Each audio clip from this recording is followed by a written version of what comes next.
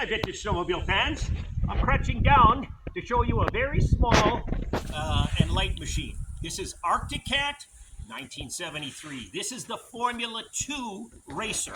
Not a consumer machine, but rather a machine that was built for the ice ovals. Think Eagle River, Wisconsin, or Beausejour, Manitoba. And by then, the Thunderjet was making history.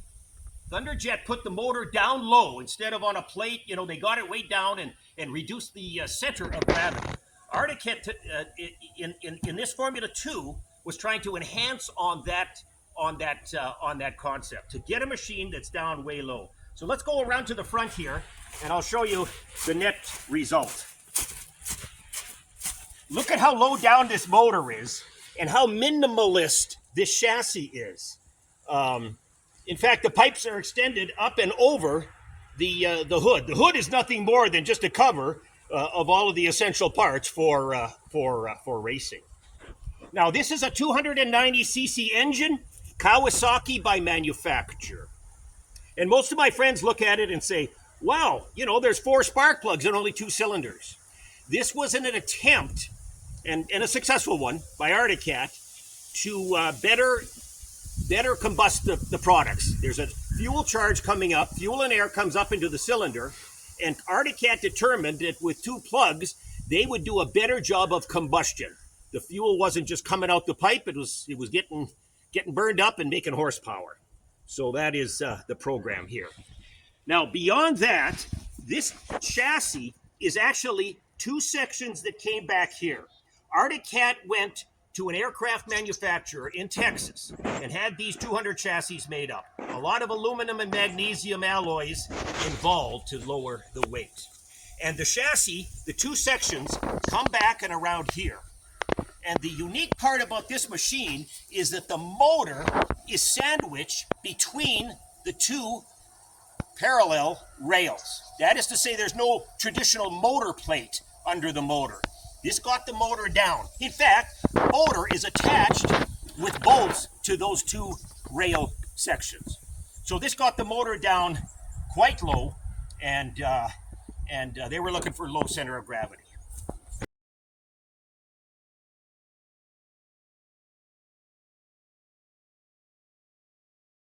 However, they ran into an issue, and the issue was that there was no room for the steering shaft to go down and under the motor.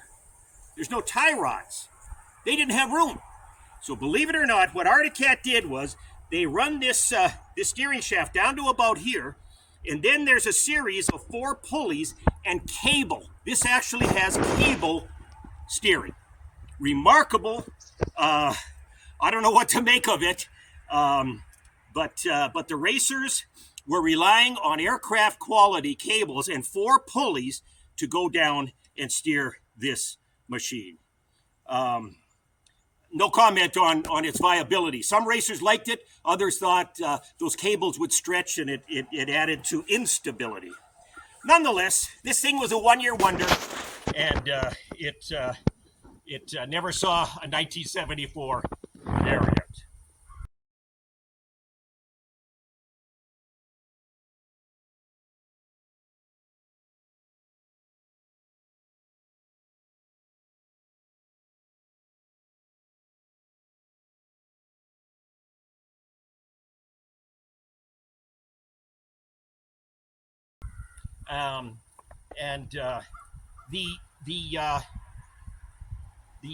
The machine itself is quite light. Again, I talked about 290 pounds. Look at this. It's very simple. Here, come on around to the other side, and I'll give you another example here.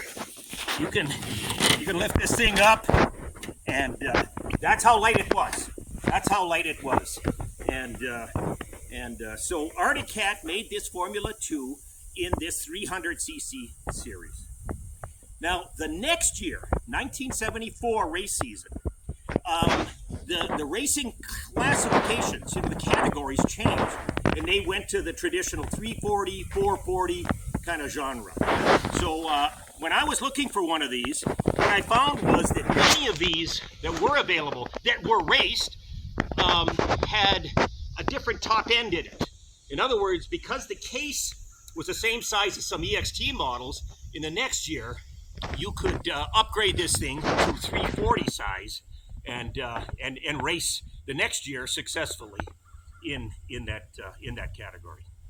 This thing has a drive shaft mounted brake like the modern sleds have. It was all in an attempt to avoid, the traditional stand-up chain case and minimize again weight and size. This thing was a little tiny racer. The pictures of the racing in that era show this little tiny thing.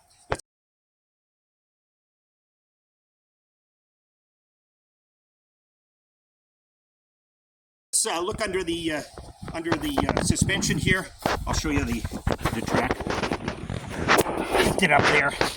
So you can see that this was a cleated track with studs in it, because that was the way they did it back in 73.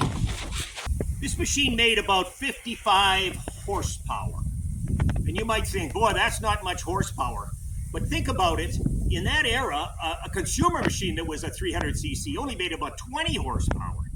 So even though 55 horsepower doesn't sound like much, that was just the way it went. Now, come on around to the front. I want to show you one other element here of this machine. This machine made those 55 horsepower at 10,000 RPM. And that was just too fast to spin a clutch and get any delta action here. So this machine came with a gear reduction unit. On the PTO side, the motor power goes into this gear reduction, and believe it or not, they reduced the speed going to the clutch by 28%. So think about it, 10,000 RPM in the motor translated to about, 8,000, something on that order, on terms of your clutch speed.